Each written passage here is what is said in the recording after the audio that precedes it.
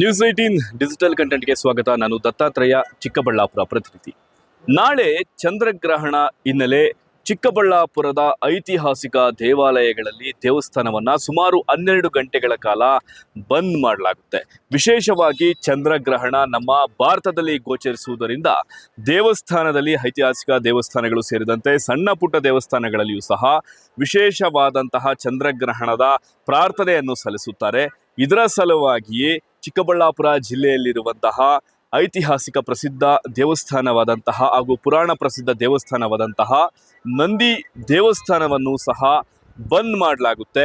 ಜೊತೆಗೆ ಶ್ರೀ ಕ್ಷೇತ್ರ, ಕೈವಾರ ಕ್ಷೇತ್ರ ಸೇರಿದಂತೆ ಗಡಿದಂ, ಆಲಂಬಗರಿ ಕ್ಷೇತ್ರದ ದೇವಸ್ಥಾನಗಳಲ್ಲೂ ಸಹ ಸುಮಾರು 12 ಗಂಟೆಗಳ ಕಾಲ ಚಂದ್ರಗ್ರಹಣ ಹಿನ್ನೆಲೆ ಬಂದ್ ಮಾಡಲಾಗುತ್ತೆ ಅಂತ ಈಗಾಗಲೇ ದೇವಸ್ಥಾನದ ಆಡಳಿತ ಮಂಡಳಿ ಸೇರಿದಂತೆ ಅರ್ಚಕರು ಮಾಹಿತಿಯನ್ನ ನೀಡಿರುವಂತಹದ್ದು. ನಿರ್ಭೀತ, ನಿಷ್ಪಕ್ಷಪಾತ, ವಿಶ್ವಾಸಾರ್ಹ ಸುದ್ದಿಗಳಿಗೆ ಮತ್ತೊಂದು ಹೆಸರಾಗಿರುವ ನ್ಯೂಸ್ 18 ಕನ್ನಡ ಈಗ ಆಪ್ನಲ್ಲೂ ಲಭ್ಯವಿದೆ.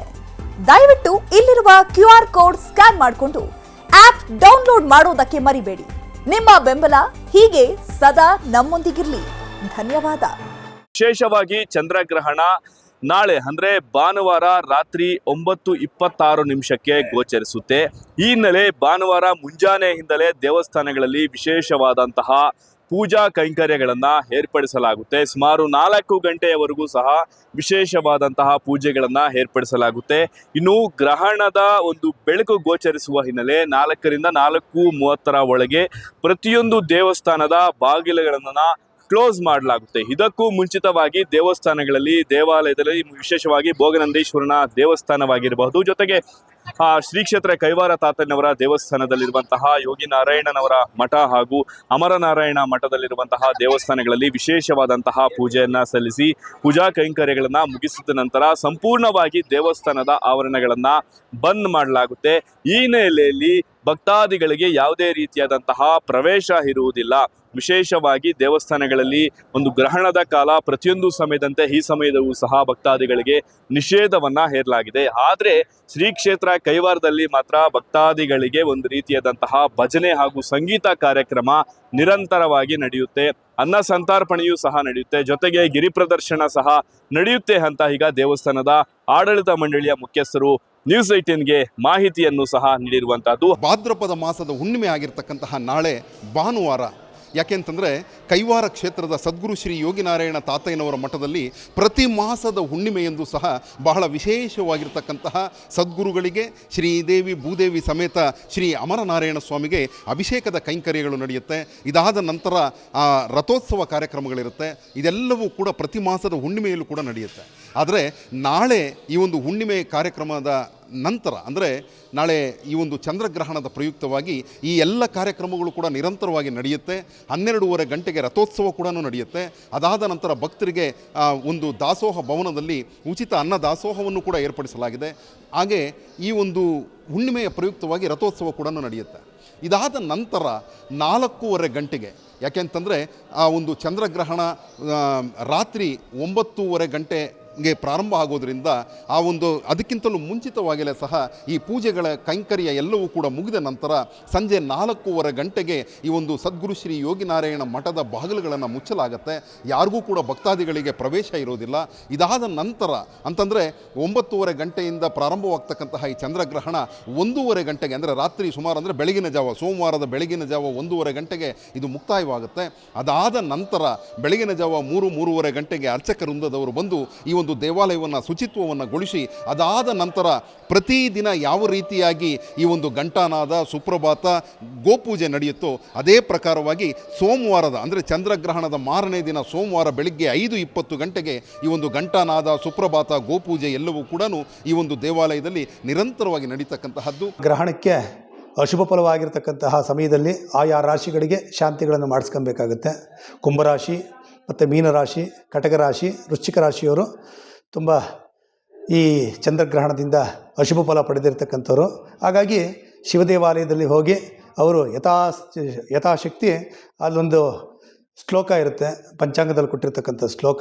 ಆ ಶ್ಲೋಕವನ್ನು ಬರೆದು ಕಾಗದದಲ್ಲಿ ಬರೆದು ದೇವಾಲಯಗಳಿಗೆಲ್ಲ ಮುಗಿದ ನಂತರ, ಗ್ರಹಣವೆಲ್ಲ ಮುಗಿದ ನಂತರ ಮರುದಿನ ಭಾನುವಾರ ಏನಿರ್ತಕ್ಕಂಥದ್ದು ಪ್ರಾರಂಭ ಆಗುತ್ತೆ. ಸೋಮವಾರ ಬೆಳಿಗ್ಗೆ ಶಿವಾರಾಧನೆ ಮಾಡಿ ಶಿವನ ಹತ್ರ ದಾನವನ್ನು ಕೊಡಬೇಕಾಗುತ್ತೆ. ಒಂದು ಅಕ್ಕಿ ಮತ್ತು ಉದ್ದಿನಬೇಳೆ ದಾನವನ್ನು ಕೊಡ್ಬೋದು. ಹಿಂದೆ ಇರ್ತಕ್ಕಂಥ ಭಾನುವಾರ ನಮ್ಮ ದೇವಾಲಯದಲ್ಲಿ ಎಲ್ಲ ದೇವಾಲಯಗಳು ಕೂಡ ದರ್ಭಾಬಂಧನ ಅಂತಕ್ಕಂಥದ್ದು ಮಾಡಿ 4 ಗಂಟೆಗೆ ನಮ್ಮ ದೇವಾಲಯದಲ್ಲಿ ಭಕ್ತಾದಿಗಳಿಗೆ ಅವಕಾಶವಿರುವುದಿಲ್ಲ. ಯಾಕೆ ಅಂತಂದರೆ ಖಗ್ರಾಸ ಚಂದ್ರಗ್ರಹಣವಿರೋದರಿಂದ ದೇವಾಲಯಗಳಲ್ಲಿ ದೇವತೆಗಳಿಗೆ ಒಂದು ದರ್ಭಾಬಂಧನವನ್ನು ಮಾಡಿ ಮಹಾಮಂಗಳಾರತಿ ಮಾಡಿ ಬಾಗಿಲನ್ನು ಮುಚ್ಚಲಾಗುತ್ತದೆ. ಭಕ್ತಾದಿಗಳಿಗೆ ಅವಕಾಶವಿರುವುದಿಲ್ಲ. ಭಕ್ತಾದಿಗಳು ಅನುಕೂಲ ಆಗೋಗೆ ಮರುದಿನ ಬೆಳಗ್ಗೆ ಸೋಮವಾರ ಬೆಳಗ್ಗೆ 6 ಗಂಟೆಗೆ ದೇವಾಲಯದಲ್ಲಿ ಶುಚಿತ್ವ ಪ್ರಾರಂಭವಾಗುತ್ತದೆ. ಹಾಗೆ ಜಲಾಭಿಷೇಕಗಳನ್ನು ಮಾಡಿ ರುದ್ರಾಭಿಷೇಕಗಳನ್ನು ಮಾಡಿ 10ವರೆಗೆ ಮಾಮೂಲಿ ರುದ್ರಾಭಿಷೇಕಗಳು ಪ್ರಾರಂಭ ಆಗಿ ಮಧ್ಯಾಹ್ನ 1 ಗಂಟೆಗೆ ಮಹಾಮಂಗಳಾರತಿ ತೀರ್ಥ ಪ್ರಸಾದಗಳೆಲ್ಲ ಇರುತ್ತೆ. ಭಕ್ತಾದಿಗಳು ಸಹಕರಿಸಬೇಕಾಗಿ ವಿನಂತಿಸಿಕೊಳ್ಳುತ್ತಿದ್ದೇವೆ. ಅದರಂತೆಗೆ ಚಿಕ್ಕಬಳ್ಳಾಪುರ ತಾಲೂಕಿನಲ್ಲಿರುವಂತಹ ಭೋಗನಂದೀಶ್ವರನ ದೇವಸ್ಥಾನವಾಗಿರುವುದು. ಭೋಗನಂದೀಶ್ವರನ ದೇವಸ್ಥಾನದಲ್ಲಿಯೂ ಸಹ ಭಾನುವಾರ ಮುಂಜಾನೆಯಿಂದಲೂ ಸಹ ವಿಶೇಷವಾದಂತಹ ಪ್ರಾರ್ಥನೆಯನ್ನ ಸಲ್ಲಿಸಲಾಗುತ್ತೆ. ತದನಂತರ 4 ಗಂಟೆ ಸರಿಸುಮಾರಿಗೆ ದೇವಸ್ಥಾನವನ್ನ ಸಂಪೂರ್ಣವಾಗಿ ಭಕ್ತಾದಿಗಳಿಗೆ ಪ್ರವೇಶವನ್ನ ನಿಷೇಧ ಮಾಡಲಾಗುತ್ತೆ. ಈ ಗ್ರಹಣದ ಕಾಲ ಗೋಚರಿಸುವುದು ಅಂದ್ರೆ ಸುಮಾರು 9:26 ನಿಮಿಷಕ್ಕೆ ಗೋಚರವಾಗಿ ನಂತರ ಮಧ್ಯರಾತ್ರಿ 1:30 ಸಹ ಈ ಗ್ರಹಣ ಕಾಣಿಸಿಕೊಳ್ಳುವ ಹಿನ್ನೆಲೆ ಈ ಒಂದು ಸಮಯದಲ್ಲಿ ಯಾವುದೇ ರೀತಿಯಾದಂತಹ ಪೂಜಾ ಕೈಂಕರ್ಯಗಳು ಸಹ ನಡೆಯುವುದಿಲ್ಲ. ತದನಂತರ ಮುಂಜಾನೆ 3 ರಿಂದ 4 ಗಂಟೆ ಸಮಯದಲ್ಲಿ ದೇವಸ್ಥಾನವನ್ನ ಸಂಪೂರ್ಣವಾಗಿ ಶುಚಿತ್ವಗೊಳಿಸಲಾಗುತ್ತೆ. ತದನಂತರ ದೇವಸ್ಥಾನದಲ್ಲಿ ದೇವರಿಗೆ ವಿಶೇಷವಾದಂತಹ ಅಭಿಷೇಕಗಳನ್ನ ಪೂಜಾ ಕಾರ್ಯಕ್ರಮಗಳನ್ನು ಸಹ ನಡೆಸಲಾಗುತ್ತೆ. ತದನಂತರ ಯಥಾಸ್ಥಿತಿಯಾಗಿ ಭಕ್ತಾದಿಗಳು ಸಹ ದರ್ಶನಕ್ಕೆ ಅನುಕೂಲ ಮಾಡಲಾಗುತ್ತೆ ಅಂತ ಮಾಹಿತಿಯನ್ನ ನೀಡಿರುವಂತಹದ್ದು. ಜೊತೆಗೆ ಸಾಕಷ್ಟು ಒಂದು ಭಕ್ತಾದಿಗಳು ಸಹ ಜೊತೆಗೆ ಸಾರ್ವಜನಿಕರು ಸಹ ಗ್ರಹಣದ ಹಿನ್ನೆಲೆ ಸಾಕಷ್ಟು ಭಯಭೀತಗೊಂಡಿದ್ರು. ಹಿನ್ನೆಲೆ ಸಾಕಷ್ಟು ರೀತಿಯಾದಂತಹ ಕಂಟಕ ಬರುತ್ತೆ ಅಂತ ಒಂದು ಭಯಭೀತರಾಗಿದ್ರು. ಆದ್ರೆ ಯಾವುದೇ ರೀತಿಯಾದಂತಹ ಕಂಟಕ ಇರುವುದಿಲ್ಲ. ಇದು ಗ್ರಹಣ ಅಂದ್ರೆ ಸಂಪೂರ್ಣವಾಗಿ ಒಂದು ಗೋಚರಿಸುತ್ತೆ. ಇದು ಖಗೋಳ ಶಾಸ್ತ್ರದಲ್ಲಿ ಸಾಮಾನ್ಯವಾಗಿ ಪರಿಕ್ರಮಗಳ ಪ್ರಕಾರ ಈ ಒಂದು ಚಂದ್ರಗ್ರಹಣ ಸಂಕೋಚಿಸುತ್ತೆ ಆದ್ರೆ ಯಾವುದೇ ರೀತಿಯಾದಂತಹ ಯಾರಿಗೂ ಸಹ ಕಂಟಕ ಇರುವುದಿಲ್ಲ. ಒಟ್ನಲ್ಲಿ ಯಾವುದೇ ರೀತಿಯಾದಂತಹ ಕಂಟಕ ಭಯ ಇದ್ದಂತಹ ಭಕ್ತಾದಿಗಳು ಹಾಗೂ ಸಾರ್ವಜನಿಕರು ಗುರು ಆರಾಧನೆಯನ್ನ ಮಾಡಿದ್ರೆ ಯಾವುದೇ ರೀತಿಯಾದಂತಹ ದೋಷಗಳು ಇರುವುದಿಲ್ಲ, ಎಲ್ಲವೂ ಸಹ ಬಗೆಹರುತ್ತೆ ಅಂತ ಜೊತೆಗೆ ಈ ಒಂದಿಷ್ಟು ಮಾಹಿತಿಯನ್ನು ಸಹ ನೀಡಿರುವಂತಹದ್ದು. ಒಟ್ಟಾರೆ ಚಿಕ್ಕಬಳ್ಳಾಪುರ ಜಿಲ್ಲೆಯಲ್ಲಿರುವಂತಹ ಭೋಗನಂದೀಶ್ವರನ ದೇವಸ್ಥಾನವಾಗಿರ್ಬೋದು, ಶ್ರೀ ಕ್ಷೇತ್ರ ಕೈವಾರ ಆಗಿರಬಹುದು, ಗಡಿದಾಂ ಕ್ಷೇತ್ರ ಆಗಿರ್ಬೋದು, ಮತ್ತೊಂದು ಕಡೆ ಶ್ರೀ ಆಲಂಬಗಿರಿ ಕ್ಷೇತ್ರವಾಗಿರ್ಬೋದು, ಸಂಪೂರ್ಣವಾದಂತಹ ದೇವಸ್ಥಾನಗಳು 12 ಗಂಟೆಗಳ ಕಾಲ ಬಂದ್ ಮಾಡಲಾಗ್ತಾ ಇದ್ದು ಪ್ರವಾಸಿಗರಿಗೆ ಹಾಗೂ ಭಕ್ತರಿಗೆ ಪ್ರವೇಶವನ್ನ ನಿಷೇಧಿಸಲಾಗಿದೆ ಎಂಬ ಮಾಹಿತಿಯನ್ನ ನೀಡಿರುವಂತದ್ದು. ಇದೇ ಇವತ್ತಿನ ನ್ಯೂಸ್ 18 ಡಿಜಿಟಲ್ ಕಂಟೆಂಟ್ ನ ವಿಶೇಷ. ನಾನು ದತ್ತಾತ್ರೇಯ, ಚಿಕ್ಕಬಳ್ಳಾಪುರ ಪ್ರತಿನಿಧಿ. ನಿರ್ಭೀತ, ನಿಷ್ಪಕ್ಷಪಾತ, ವಿಶ್ವಾಸಾರ್ಹ ಸುದ್ದಿಗಳಿಗೆ ಮತ್ತೊಂದು ಹೆಸರಾಗಿರುವ ನ್ಯೂಸ್ 18 ಕನ್ನಡ ಈಗ ಆಪ್ನಲ್ಲೂ ಲಭ್ಯವಿದೆ. ದಯವಿಟ್ಟು ಇಲ್ಲಿರುವ QR ಕೋಡ್ ಸ್ಕ್ಯಾನ್ ಮಾಡಿಕೊಂಡು ಆಪ್ ಡೌನ್ಲೋಡ್ ಮಾಡೋದಕ್ಕೆ ಮರಿಬೇಡಿ. ನಿಮ್ಮ ಬೆಂಬಲ ಹೀಗೆ ಸದಾ ನಮ್ಮೊಂದಿಗಿರಲಿ. ಧನ್ಯವಾದ.